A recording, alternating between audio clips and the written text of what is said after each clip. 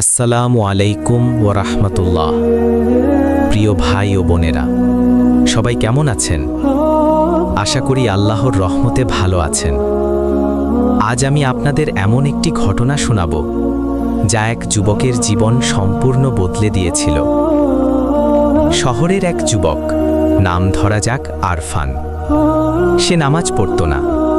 বন্ধুদের সাথে রাতভর আড্ডা, হারাম কাজে জড়িয়ে পড়া, এগুলোই ছিল তার অভ্যাস। মা অনেক বলতেন, বাবা 5 ওয়াক্ত নামাজ পড়ো, জাহান্নামের আগুন খুব ভয়ঙ্কর। কিন্তু আরফান হাসত, বলতো এখন জীবন উপভোগ করার সময়। এক রাতে খুব ক্লান্ত হয়ে সে ঘুমিয়ে পড়ল। হঠাৎ স্বপ্নে দেখল চারদিকে ঘন অন্ধকার, তারপর বিকট শব্দ, আর সামনে বিশাল আগুনের শিখা। আগুন এত তীব্র যেন সূর্যের চেয়েও উত্তপ্ত। মানুষ দৌড়াচ্ছে, কাঁদছে, সাহায্য চাইছে। আরফান বুঝতে পারল এটা কোনো সাধারণ আগুন নয়, এটা জাহান্নামের আগুন। 2 ভয়ঙ্কর চেহারার ফেরেশতা তাকে টেনে আগুনের দিকে নিয়ে যাচ্ছে।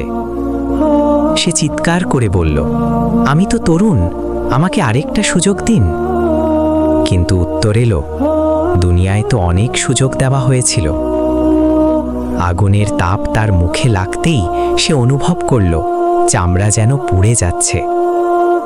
হঠাৎ ঘুম ভেঙে গেল।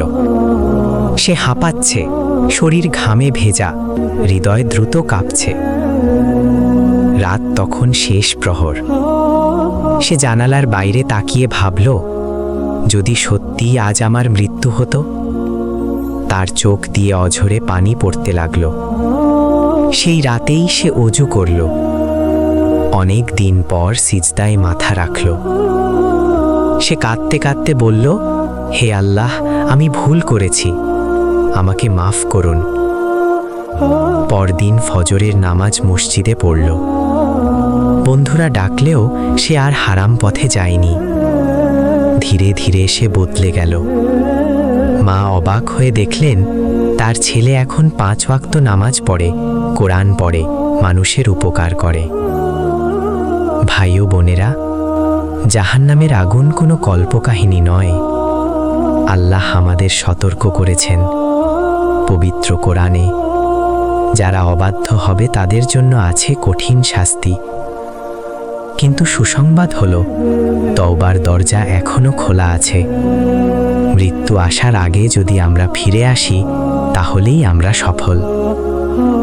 যদি গল্পটি আপনার হৃদয় ছুঁয়ে যায়, তাহলে লাইক, কমেন্ট ও শেয়ার করুন।